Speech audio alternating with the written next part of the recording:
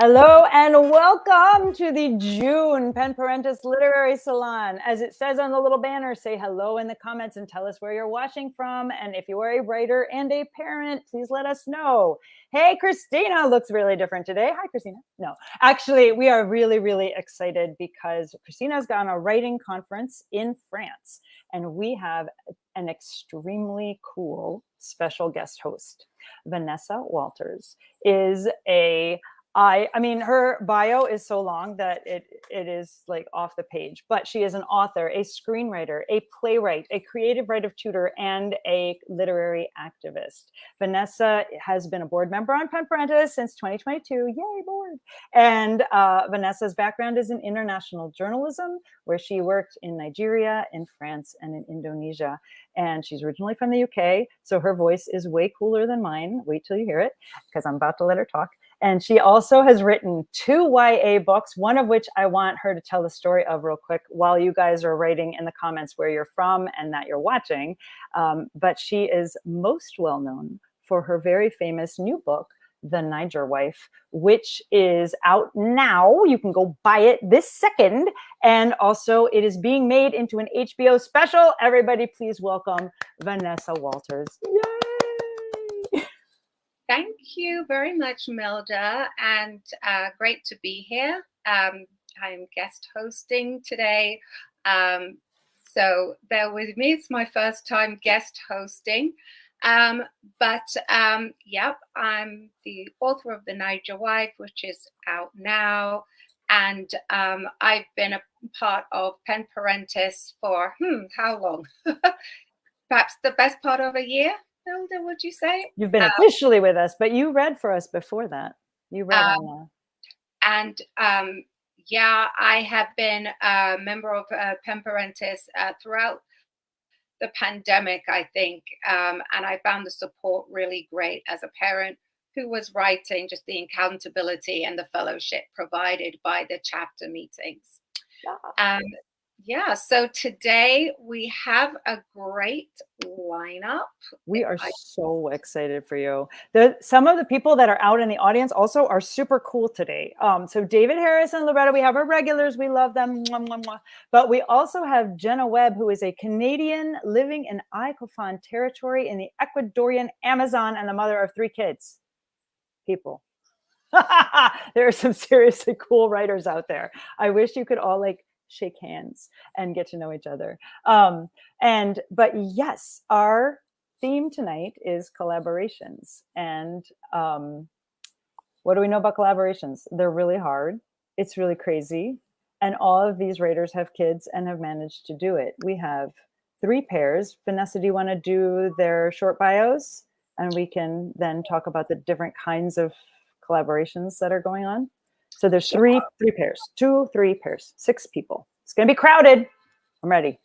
So yeah, tonight we have Ethelbert Miller and Miho Kinas, who co-wrote We Eclipse Into the Other Side. And they are going to be reading tonight from that work. We have Terry Ellen Cross and Hayes David, individually fantastic poets who are married. And we also have Daniela Mestianak Young and Brandy Larson, who are reading. I think Daniela is the one reading tonight from their collaborated memoir, Uncultured. So we're going to learn more about how that works together also. It's very exciting to have 3 very different kinds of collaborations. Miho and Ethelbert are individual poets, and you guys don't live anywhere near each other. Am I correct, Miho?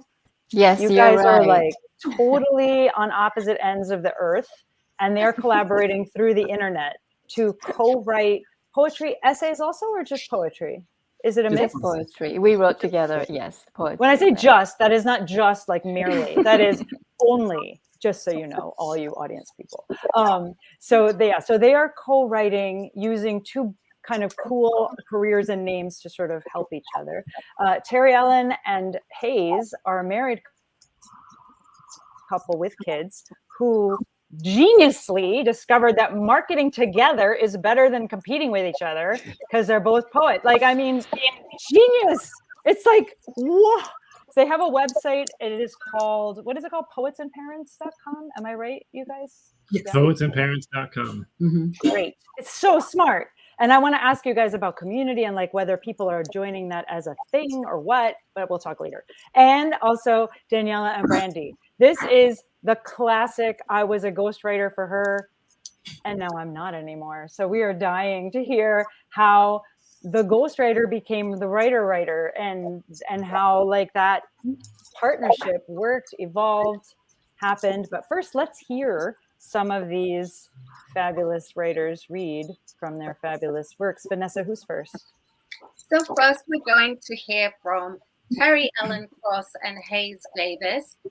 As you said, Milda, they both have the website poetsandparents.com, and Hayes Davis. Well, both of them are much published and award-winning poets. Hayes Davis has written Let Our Eyes Linger, which was published by Poetry Mutual Press, but his work has appeared in too many places to state. And he also holds an MFA from the University of Maryland. Terry Ellen Cross Davis is the author of A More Perfect Union, which won the Journal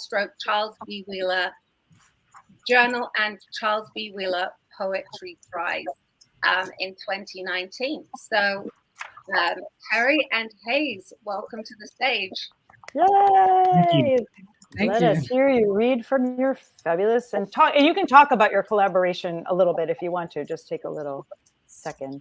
Sure. I mean, you know, we collaborated on, first of all, on an essay Right. that appears in the anthology Deep Beauty. But I was also thinking of our kids as a collaboration, right? Because we're both part of their lives. And they take on different parts of each of our personalities, right? They sort of and develop their own at the same time. But we've also been working on a children's book together, full of stories that we invented and told the children as they went to sleep. And yeah, we had a couple other ideas too that we've been cooking up. Talking about maybe a chapbook. We'll see. Yes, we'll exactly. See. Cool. We have ideas. So the first one I'm going to read is called Saturday, 9:30 a.m. After their hands are washed, after their utensils are chosen, after little brother needs help, after get back to the table, after I have to go to the bathroom, after dropped spoons, spun forks, licked knives, after crumpled but spotless napkins, after spilled milk, spilled apple juice, after that's enough syrup, after the potato-fed dog, after the pancake-fed dog, after the sausage-fed dog, after my wife tells me I have to get used to this, before half-naked running toddlers, before, but that's what I want to wear, before jumping off the couch, before jumping on the couch, before, do you want to go to the park or not, before the snacks are packed, before the slathering of toothpaste, before the gummy vitamins, before shoe battles, before get in the car, there is the lull. Dishwasher humming, drain gurgling. I nurse the last quarter mug of coffee, gird myself, ascend to the beautiful chaos. Thank you. And this one is called marsupial, which if anyone in the audience doesn't know that term, it is, of course, an animal that carries their young in a pouch on the front of their body. Marsupial, or on the back of the body. He rests his head between your shoulders after begging this ride as afternoon sun lengthens shadows on zoo walkways. Watching mother lions settle and nap near grown cubs, flanks flexing, then slack.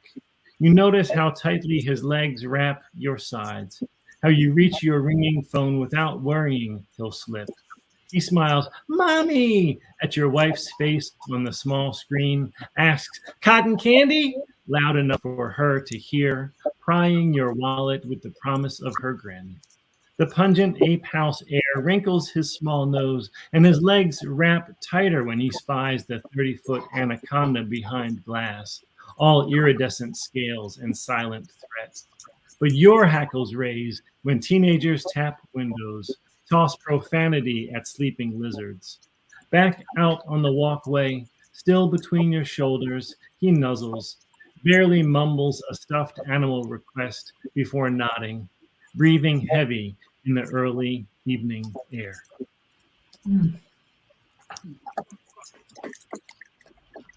And so I will follow that with another poem that uses an aphra. So you see, we influence one another in many ways, but also it is the whole collaboration. It'd be 23 years of marriage this summer, and we trade off. You know, if I see him writing a poem, I take the kids somewhere else. If he sees me writing a poem, he takes the kids somewhere else. And so that's how, in another way, in which we kind of make this all work. So I'll start with this poem, Induced, for our firstborn, Zoe. After the Pitocin, after the magnesium sulfate, after the contractions, after the migraine, after 6 centimeters, after the nurse came, after my mother came, after the vomiting, after 9 centimeters, after 10, after he whispered push, after the warning lamp was clicked on, after almost there the 4th time, after almost there the 6th time, I closed my eyes and the only voice I heard was my own. In the darkness, a notch shifted, and after me came you. And then this poem, we talked a lot about this poem, Partus Sequitur Ventrum. And Partus Sequitur Ventrum is a Latin phrase that stands for the principle that the children of an enslaved woman are themselves born a slave and owned by their mother's master. One morning, his knobby 6-year-old knees, his anxious pace as if to keep step with the question's steady overflow. Is there a giant octopus in the Bermuda Triangle? How is paper made? How do fireworks know when to explode? No one told me black boys could burn so bright. Wait, I am wrong. The dark sky has seen their fire snuffed by white hoods. Malevolent blue eyes and bluer uniforms, white women's screams, all have been matched to their tender wood. So I hug my son tight, kiss the curl cropped so close it's straight. My mother eye insatiable. He is dessert, and I'll always have seconds. Each morning, I lick my thumb, clean him up good, wishing in vain the amniotic sac had dried to armor. 2, night. His loose, syrupy sweet sneaks into my ear. Feel its heat, small source, more flicker than flame, flanked by arms still dreaming of muscle. He claims my squishy stomach, the best pillow. If the security of our locked arms could extend beyond growth spurts, clocks, calendars, to the someone interviewing him, to the someone following him in the store, to the someone holding my son's life in trembling fingers poised above a phone's keypads, let my love be a note safety pinned to his chest. Send him back, alive, unharmed.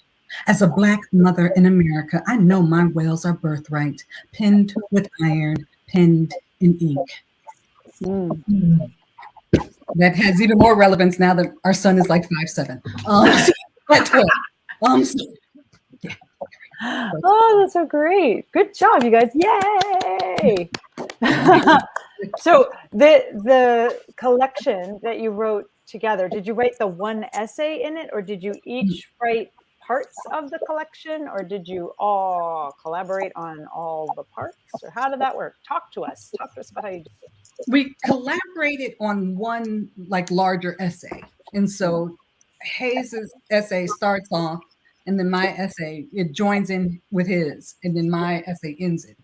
So it's, yeah. So it's like he wrote a section and I wrote a section, but each about the same things, but how we both kind of came at the ideas of beauty and what is beauty in Blackness. And so we each came from it from very different directions. So it was fun to write. And yeah, and it came out right after the pandemic. This is yeah, it's a deep beauty, experiencing wonder when the world is on fire. So it's a collection of essays on beauty and finding beauty in the world. Rosemary Winslow and Catherine Lee are the editors. Yeah.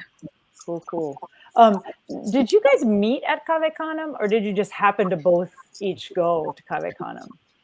Talk The to me latter. about the secret of Cave Canem. Let's see. I moved to DC in '98. Hayes had already been to Cave Canem, and you went the very first year. He's part of the first cohort. 1996. 97 and 98. Yep. And so when I moved down here in March, I met Hayes in April. We met in National Poetry Month. Wow. Never put that together. We never put We that have together. literally never put that together. Wow. April 18th, 1998. Exactly. So we there both you saved go. the stubs from when we met. It was a whole story. Aw. He was going to his first year, his third year Cave Canem, and I knew about Cornelius Eady's work, which impressed him. And so, yeah, so that's, and then he implored me to apply to Cave Canem, and I did, and I went 99.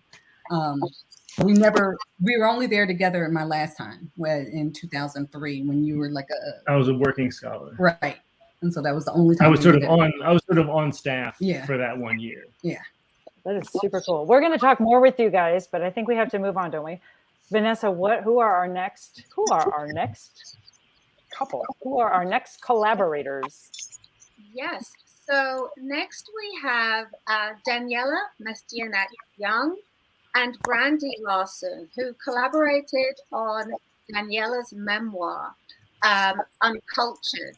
Uncultured is a memoir about her escape from the sex cult that raised her and subsequent military service in Afghanistan, and how she survived both. It's been described as painful and propulsive by the New York Times, and was also a BuzzFeed Best Book of September and an Amazon pick. Been compared to Educated and The Glass Castle, more than a memoir, but about a woman who was determined to overcome. And this memoir was written while both Daniela and Brandy both had toddlers and little kids. So looking forward to hearing from Daniela reading her memoir. Yeah, so, this will be good following the last two that just talked about parenting as a collaboration, because it actually wasn't really this traditional ghostwriter thing, because I'm a writer and I was always going to play the main part in writing the story of my life. But I just think most people try to attempt to write their story and then go get help. And I just knew I wanted help from the beginning. Nice. So as we talked about this, as soon as I decided I was going to tell my story and this was the time for it, I was like, I need a partner. Brandy really helped me. She said that your memoir is not about you. It's about one idea. Our idea was that human beings will do anything to fit into their voluntary groups. And I said, I can show you this in a cult and then again in the military. And as we really talked about, Brandy being there for the whole conception of the idea and the gestation and the birth, what we came up with was she was really the co-parent of this story. So this is the prologue. You belong to us. I can't hear the exact words being yelled, but the words don't matter. I know what the tone means. We own you.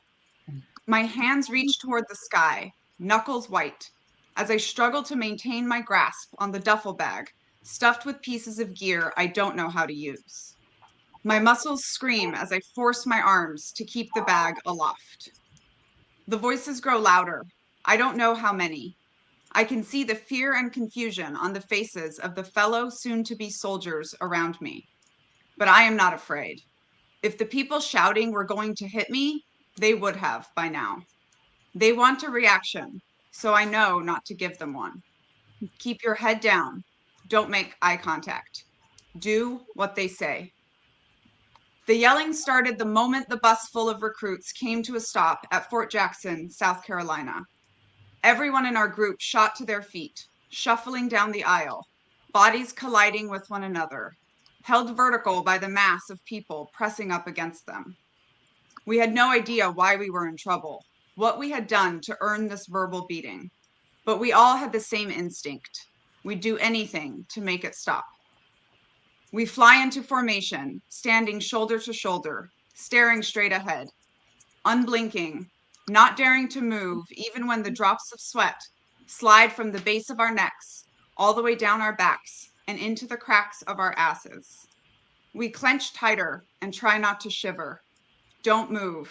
Don't be the one who stands out. Don't become the failing one out of many. I know what is happening. I read about it online after signing my paperwork. This is how they shock your system. We'll be here for at least an hour, maybe 2. Straining our arms, dropping our gear, doing push-ups, jumping to our feet, hoisting the 50-pound bags into the air. We'll grunt and gasp and sweat and cry. This is easy for me. It's a switch I can turn on and off. That little voice silenced. My gut ignored. Soon, I will no longer exist. There will only be the group. There will only be Army. Most of these recruits have never left home. They are scared, but I am not. They are kids missing their mommies, yearning to go home. But I don't have a home, and my mother could never protect me from anything. I spent my life playing at battle drills, getting ready for what to do when the Antichrist soldiers showed up. I can't count the hours I spent as a child, standing in lines, eating mass-produced food that tasted like cardboard, never quite getting enough to feel full. I was always next to a handler, sleeping and waking, always watched, always commanded. My mind couldn't wander, not even an inch. I know how to follow orders, how to not ask questions. I was born a soldier. Higher, a voice yells. Get your bag in the air. I let out a gasp, almost releasing my grip on the duffel, and with it, my tenuous hold in the group, as a sharp thought pierces my consciousness. Did I just join another cult? Wow, powerful. And your life story is powerful. I mean, you escaped the sex cult when you were 15. You were born into it, right? 3rd generation born into it. And you escaped when you were 15. And then you were the college valedictorian, right? Am I right? And like put yourself through school and got into the Army and are very decorated and have like service, presidential volunteer service award. Is that right? So you really like took control of your life in such a beautiful way. I mean, the memoir, like what a powerful story you have to tell. Super curious about the collaboration with the kids crawling on you. I have to run these meetups and people are writing their memoirs and alone with nobody around, they can't go there. Like there are places where their brain is just like, no, this is terrible. I can't go to this part of my life. How did you two work it out so that the really, really, really hard stuff, not only did you have little kids, and you had to like shift back and forth, but you had to explain to Brandy and make her understand all the talk to me how you met each other, how did this even happen? Oh, and also, by the way, Brandy is super famous too. She's a writer and a speaker and has like all this author help on her website and is a writer herself and is powering through a good novel that's going to be a great novel when she's done with it. And she is she publicly speaks everywhere, like all the places, Book Expo America, like big book places. She's quite the human. Anyway. Brandy's amazing. So, an interesting part of our collaboration, people are always like, well, how did you like collaborate on your life story? But to that, I always say, we all need to learn how to tell our stories. And especially when you come from a world where you're held so apart. So much of what I found in both cult books and military books is the over-explaining, the over kind of bringing you in, but not explaining the right things.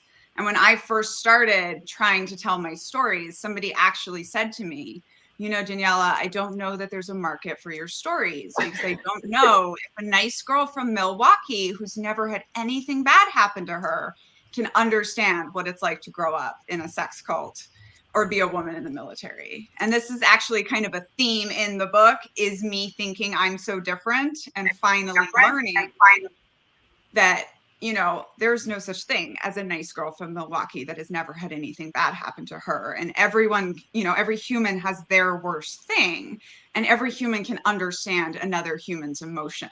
So a huge part of the collaboration, and I'll let Brandy speak to the kids crawling on us, was me telling, you know, or writing these stories. And I mean, we had so many charts to explain the military and the cult. And it was this whole thing where Brandy was my nice Jewish girl from New York and Florida that didn't understand why people joined cults in the 60s or why women joined the military in the 2000s. And so by explaining it to her and with all the questions she asked me and with the way she fed the experiences even back to me with like, oh, I've had a similar experience as a woman. It was such a beautiful collaboration, and it really changed my life and the story and all of it. And we met through parents, like a mom connection.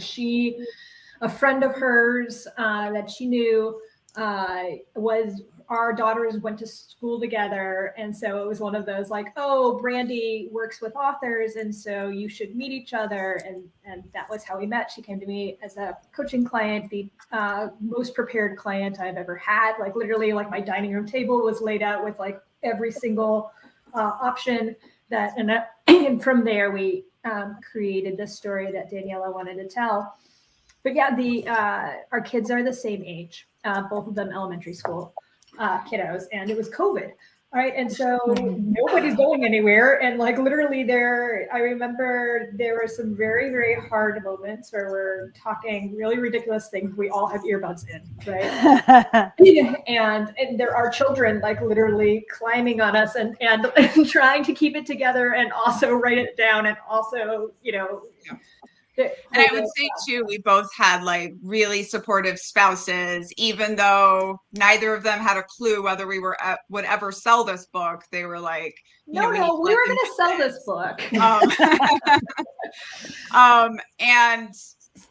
But I will just say that for me, it was really hard, you know, because like for any writer, you have to climb into your space where, you know, I'm climbing back into being 6 in a sex cult or being 24 and wanting to jump off a tower. And then I would, you know, my alarm would go off and I would have to pull myself out of there and like go back downstairs to like, whose husband is that? Whose child is that? And that part was very challenging. The transitions, I think, are hard, right?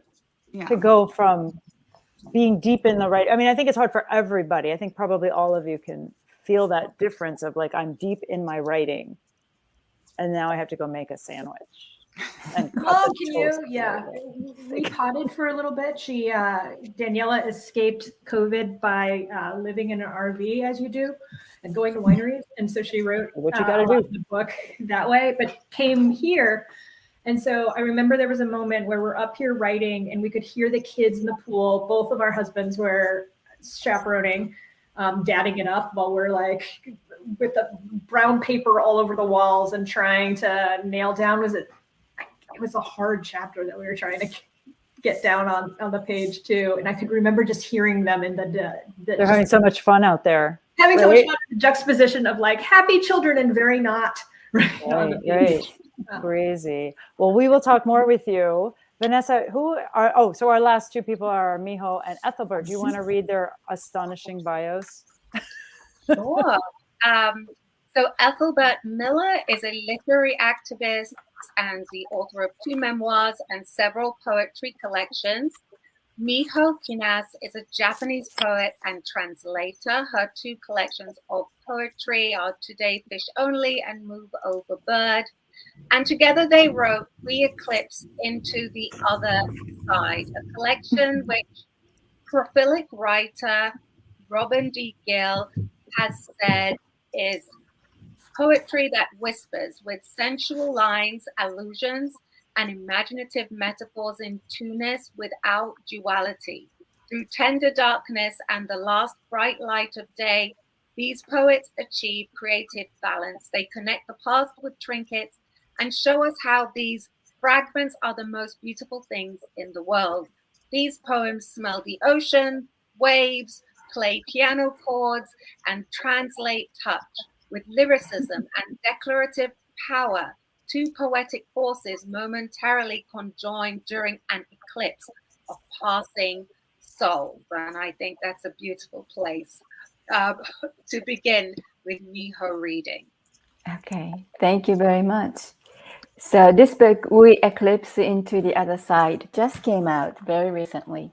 We wrote these poems by emails, by exchanging lines after. I picked two poems. One really sounds like conversation between us. And I pick another one that might sound like just one person wrote it. So let me read two poems. The Sound and Color, August 13th, 2022. That's the date we wrote it. Come, let me Schomburg your ears. Seisho Nagon, in her 12-tone attire, whispers a list of unrelated things. The modern world is filled with sound and color. A man with earbuds shares his life with every passenger on the metro. Every note is a new destination. At every intersection, I listen to the chords you gather. The melody of noise plays to our fears. I will listen to you without any fear of contradiction. I will keep my ear to the sky. Notes will fall this afternoon intermittently, like linked poems. Thank you. So the other one we wrote on September 10th, 2022. This is a little bit about motherhood. Autumn. From across the street, I heard the wind talking to the trees. My leaves will be leaving home soon, one said. Every mother knows her child is not hers. Can she prepare for the separation? The umbrella embraces the falling leaves, crying as they fall and separate from the falling rain. If trust has color, it is in the eyes of the child. Mothering is blindness, falling in one color. The swings in the park stay still in the rain. A red bird flies low out of the bramble. Thank you. If trust has color, that's beautiful. It is in the eyes of a child. Lovely, lovely. Ethelbert, were you going to read one as well, or? I'm going to read two. I was going to read one that's in the book called A Quiet Life, and then I'll read a second one that's not in the book. A Quiet Life. When I returned home from the library, I knew I wanted to live a quiet life. I packed a bag with some change of clothes, a notebook, and a few books. I walked to the forest behind my home. My mother said that after I was born, she left me with the trees. I learned early to talk with the rain and listen to the stories planted in the earth. I am fearful of the lakes. The streams move on and the oceans follow the moon, but the lakes hide things that don't belong underneath the quiet surface. Sometimes I believe I'm a mystery struggling to swim against the current. My mind is always upstream. Is there water on Mars? My mother would never tell or never knew. And then I'll read the second poem because I think it gets at how Miho and I started collaborating, and we were reading the same books. And so you'll see there's a reference to the book we were reading. It's called Horse. The two poets have started reading the novel Horse by Jerome Brooks. I'm heading off tonight to pick up that whale skull. I wish I'd said that. Some novels are filled with too many words and not enough sand. Why strand a reader on a beach? The grains of sand everywhere in my house, scattered not even a handful. Palm trees as tall as bookshelves. The latter doesn't look stable, and it is not. The hidden books tell the real story. Today, the homeless were removed from McPherson Square, rounded up like horses in the wild. The naked back of a wild horse. The gentle hills are a borrowed view. The year is 1850, somewhere in Lexington, Kentucky. Wow, that's beautiful. So, And I'll just mention about that. There's a reference to the book. There's an actual line from Geraldine Brooks' novel. I'm heading off tonight to pick up that Will Skull. And then I was on the bus and I saw the movement of homeless people out of McPherson Square. And I felt they were being rounded up like wild horses, they just move out. And so you can see that I pulled that in. And I think the only reason why I did that is because one of the things I learned from Miho is that our work was completely different. And she would bring into a poem whatever was happening around her. So I started taking that approach. Here I am on the bus. I said, I'm going to take this image that I see and bring it into this poem that I'm going to write later today. That's fantastic. I'm so curious about, two poets collaborating on one poem. You each have your individual voice. Like, there's a lot of nature symbolism, nature imagery in these poems. And I'm wondering if one of you is more sort of the nature poet and the other is more the I'm just curious. Hey, Hayes and Terry, I'm in DC and Miho's in Hilton Head, so you know where the nature comes from. It's just interesting because it's so there's just so much natural beauty in this poem. Like even the talk with the rain, that's so it's so poetic, but it is it's so lush. That comes from me. That comes from Miho. One of the things that if you look at her work, there's a lot of reference to birds. I think Miho almost swims every day in the ocean, so there's a lot of sea images. There's a lot of water images, birds, animals, and people who know my work like Terry and Hayes. My work is pretty much political. So when I think of collaboration, I think the key thing is the trust, the understanding, and the friendship that you do develop. And then I think the key thing is that what happens after the collaboration. Okay. See, Terry and Hayes will still be married. Yes, you must.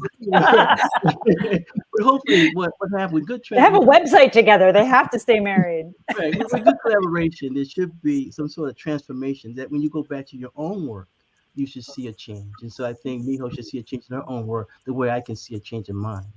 Yes, very much so. I think I acquired a new style of writing and also the new subject that I'm looking at, which I had never thought about before.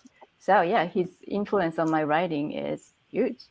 I love that. And which one of you two initiated this collaboration? Because I don't imagine you both just fell into each other on the internet. There had to be somebody who reached out and said, "Hey, I'm doing." Is there? Ethelbert, do you do? I've seen you have published several collaborative things. Is this something that you do? Or no, I think in this case it comes out of generosity of Miho. I was during the pandemic. I was working on a book of haiku. And one of the expertise that Miho has is knowledge of haiku, and she was very generous with her time correcting my work, and so that gave rise to us just communicating, and then we started reading books together, and that all occurred before we started writing poems. So there is a process. I would say this: the key thing that we find challenging now is how do you do revision? Okay, that's the key thing. Also, what I felt that, as we've written more poems, we're much more critical. You pretty much say, okay, you wrote a line, I wrote a line, this, that. No, I don't like this at all. You have to build that trust. And after a while, I think it works well in terms of the collaboration. That's amazing. I mean, the trust is key, right? And I guess that's what Brandy and Daniela had to establish too, this deep trust. And Terry Ellen and Hayes are married, so they instituted their trust before they started. But I assume you guys didn't write together before you were married, did you? literary element? No. I love And the reason we're it. hesitating is that actually one thing we did not mention is that we did collaborate on an occasional poem for my nephew on his 18th birthday. So we co-wrote that, and we had both known him. Terry had, we'd known each other since he was 14, I think. Yeah. And so that was easy. We were married at that point. It wasn't that far into our marriage. And I would say just to build on the trust thing, when we showing each other our work. Yeah. We are first readers. Yeah. We're each other. We're each other's first readers, and we trust each other not to sugarcoat, right? Because there's no reason for me to tell her, oh, this is a beautiful poem, if I think it's not working, because each of us is a professional poet. Each of us now has a book or books in Terry's case. And so really, why would either of us let the other put something out into the world that we wouldn't want to put out ourselves? It's really gorgeous. That I like the way that you're saying that honesty and trust have to go hand in hand. Like you can't trust somebody who's not being honest with you. And sometimes that means it hurts a little because it isn't maybe what you hoped, what you would hear, right? But to trust that they are doing it for in your own best interest, that you're doing something lovely together. Can I add something else also? Of course. I think it's also Jump in. You guys just talk. I think it's also very important in terms of the surprise. And then also, as you can see with Terry and Hayes, I'm just looking at you. There is that sense of pleasure. There is that sense of fun. And that makes sitting down collaborating enjoyable. But pleasure is very, very important. It's something that we shouldn't take for granted, especially in the world that we live in. But the other thing is that, we're creating new things. We're being challenged in ways perhaps that gets us out of our comfort level. Yeah, absolutely. Okay, I'm going to take a break and talk about our sponsor real quick because I forgot to do it earlier and I don't want to forget. We have a special sponsor for June, and it is the Writers' Room. And the Writers' Room was founded in 1978 by 5 writers who met at the New York Public Library on 42nd and 5th. And it is the nation's oldest and largest urban writing colony, and New York City's only not-for-profit workspace that is dedicated entirely to the creation of literature in all of its forms. So if you guys are excited about writing and you don't have space and you do have children climbing all over yourselves, you might consider getting yourself an office or a co-working space at the Writers' Room. So thank you, Writers' Room. Also, thank you to the Poetry Foundation. And we're not done yet. I'm just getting all of these wonderful sponsors their due because they paid for this. So they get to hear themselves. So the DeGrove Foundation is always so supportive and we love them. And we newly have funding from the Poetry Foundation. So hence we have a lot of poets on. So thank you to all of our sponsors, new and old, also NISCA, the NEA, and LMCC. So thanks the city, the state, and the nation. All love you guys. Okay, let's talk more about collaborations. That was my commercial. Commercial's over. I wanted to say something about the trust piece that the other two were talking about. I think an interesting experience that I had writing with Brandy is when you put a memoir or poetry, you have to trust the reader, right? A lot of times. And I am not someone that knew how to do that. And Brandy, just seeing that I could tell her my stories and my deepest, darkest fears and secrets and trust her with it helped me so much to then trust her when she would tell me like, nope, trust the reader. Like this is going to come out. This is going to work on the page. Oh, and you got there. Like it's so good. Vanessa, do you have questions that you wanted to ask? I feel like I'm talking over everybody, but I tend to talk over people. This is what I do. I have so many questions, which I'm not expecting to get through. And it's just been so interesting listening to everyone. I think what's fascinating to me is that you all collaborate in so many different ways. I think for Miho and Ethelbert, I would ask, how do you, I'm coming from a prose background, so it might be very different, but I'm inspired by the way you can collaborate on a poem together.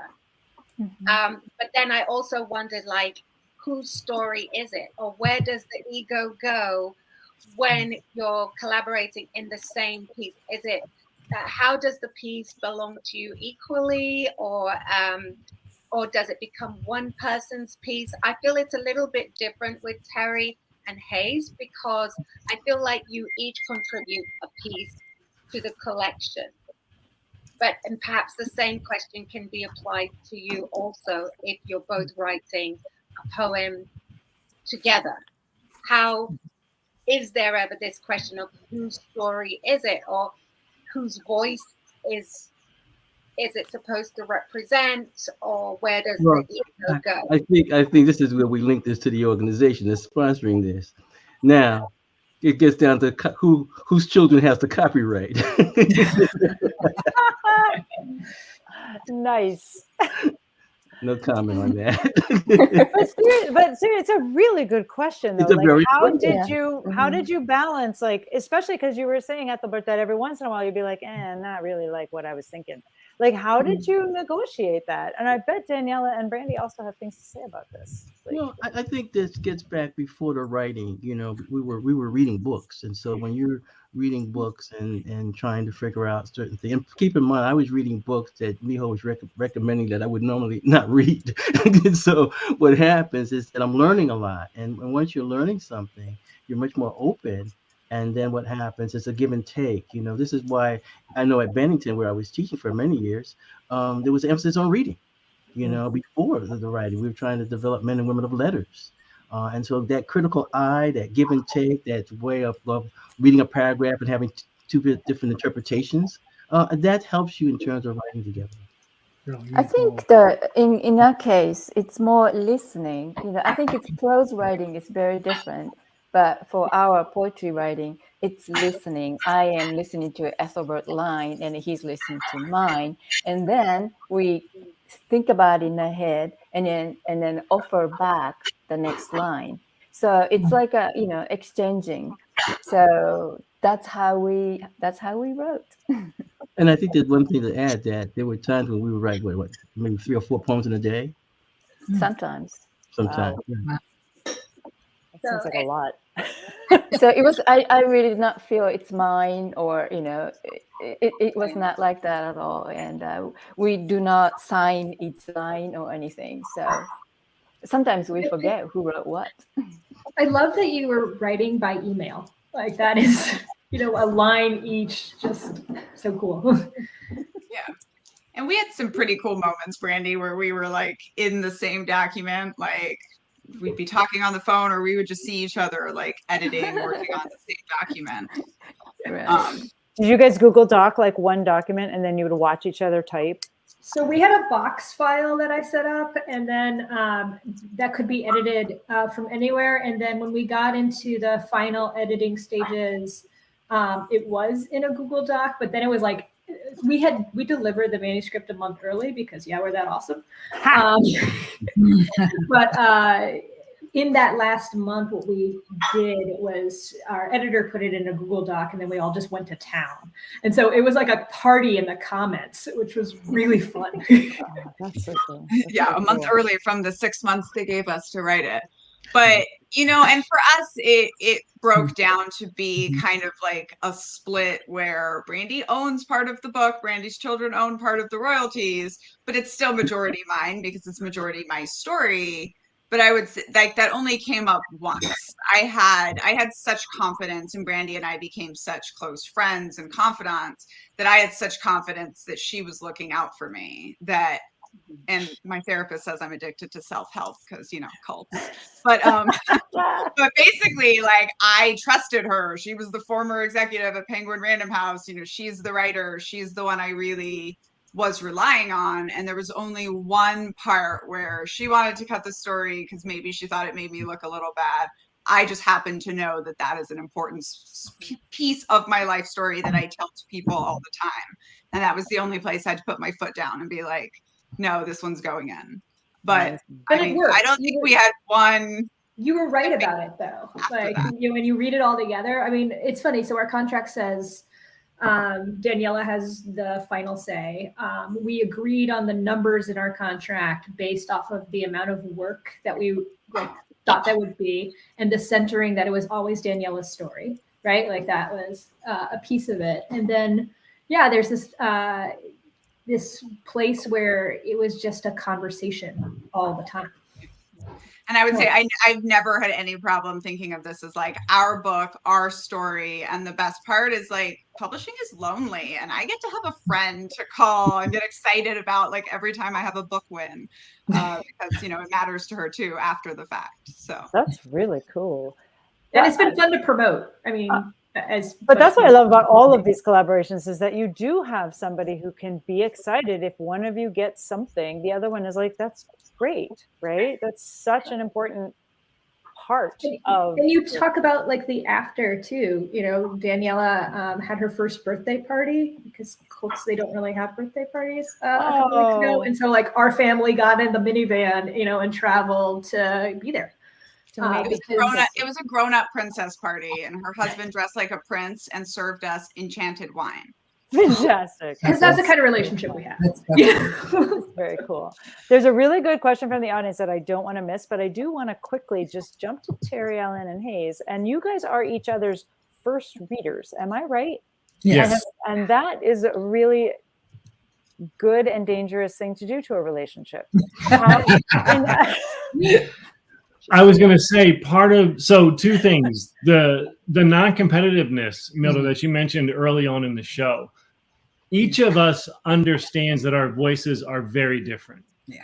And neither of us necessarily has the same goals except to get our work out there. Right. And so that's why it's easy not to be competitive, right? Because I may not submit to some of the same journals that Terry does, because those journals publish work that looks more like hers than maybe that looks like mine. That's actually useful to not be submitting to the same editors. Oh yeah. Although that said, we have done that enough times that we are in some of the same places. And that's fun. And that happens a lot with like anthologies. Like, do you guys like share a glass of wine when one of you gets published by the editor and the other one got rejected? Is there like a this is what happens? No, absolutely, because to your point again, each of us are happy for the other as artists. Exactly. Right. Exactly. And that thing about trust, or I think if there are people out there who have not happened to find another poet to live with, right? I think that finding a way, neither of us has to explain to the other what it feels like when a poem comes, right? And that's what makes that trust thing easy. That's what makes it easy. That's what made it easy for me to grab the kids when we were still doing bath time, right? And be the one who did bath time, because I saw Terry get caught by the spirit and like sit down and start to write furiously up, right? It's very sexy. Like I go, God, I got the kids. Go, take it. Absolutely. That is how it is. Very hot. But if you're a writer and you live with a non-writer, but you need to explain to that non-writer what's happening for you when the writing comes, right? But ask your engineer partner, right? What does it feel like when a design falls into place? Or what is it, right? Ask your chemistry teacher partner, what does it feel like when you're like in your element in the classroom teaching, right? Because knowing what that passion feels like helps me to understand when I need to step in, helps Terry to understand when she needs to step in. And so if a couple can do that for each other, right, then you can avoid those moments where one person resents the other for not doing the dishes that night. Well, and I would just say from the get-go, we always said if it comes into the same house, it's good for the house. Yeah. It's good for the house. Whether or not you did it or I did it, it's good for the house.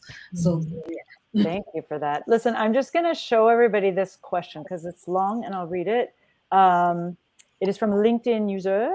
So just give it a second to pop up. Oh, or not. So let me try again. Sorry, I'm very slow at this. Come on. There it is. Was the editing process, meaning with the publisher's editor assigned to you, the editing process of the book part?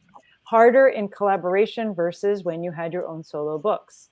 Did you find yourself noting how many of your contributions versus your collaborator were revised or cut? Provocative. Thank you, Helene.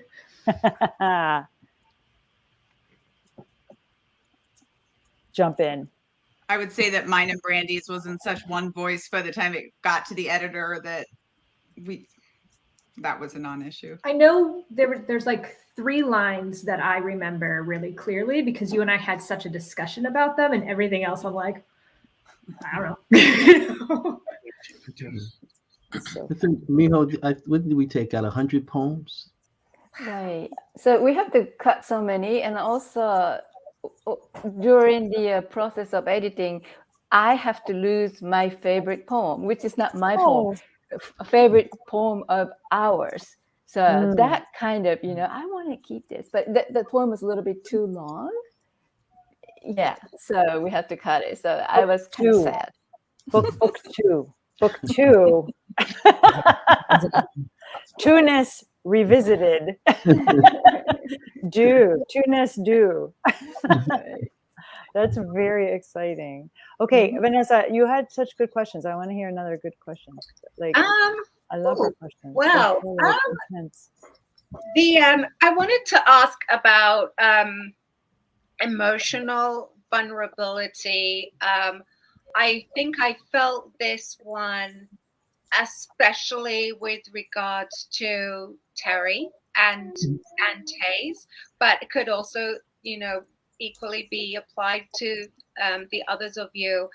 But in a case where you have to really explore what's perhaps dysfunctional about yourself, and so being a married couple, like really interrogate your relationships and your marriage. And I wanted to ask how easy that was working together on your collection.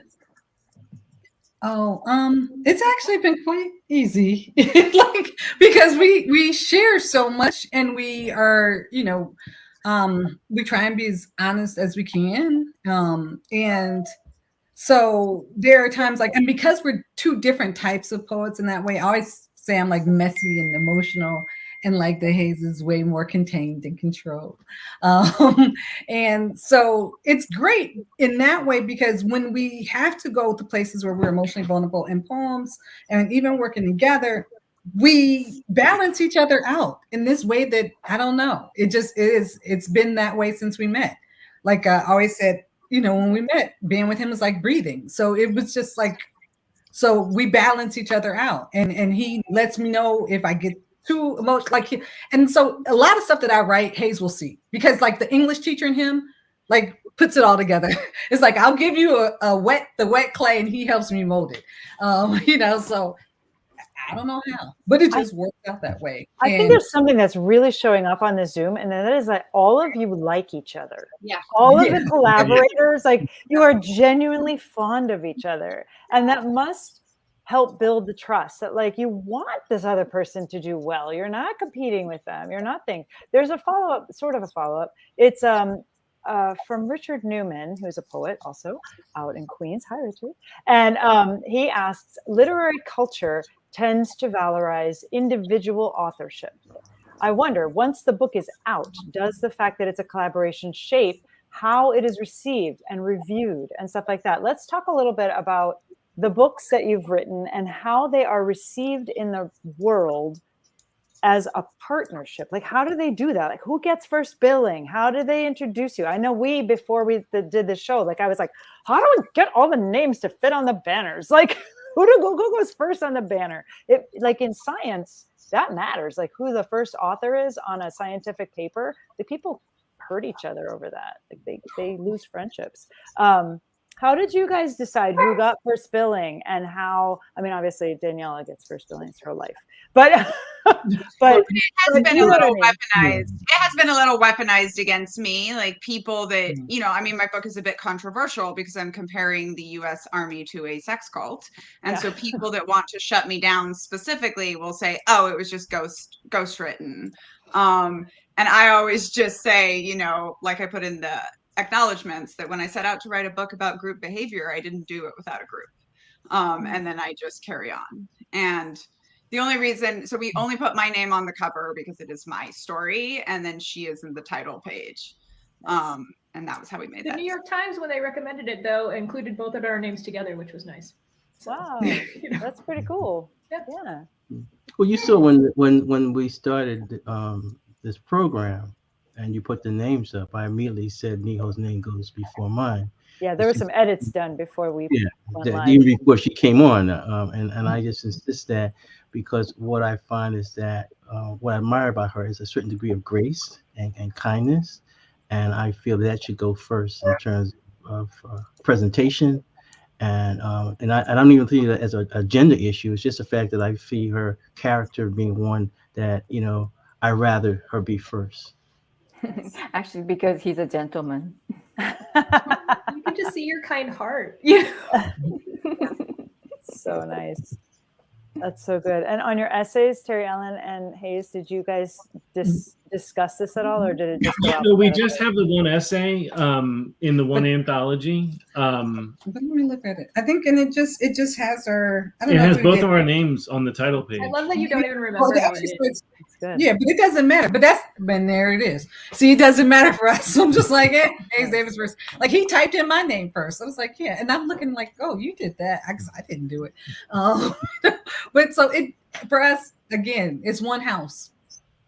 This is so gorgeous. You guys, okay, people out in the audience, and sorry, playback people, you don't get to leave comments because we don't respond to those. You have to be live to actually ask us comments. If there's anybody out in the audience who has one last question, feel free to ask it. In the meantime, we're going to go back to Vanessa and see if she's got another good one, because I am loving her intense questions. Oh boy.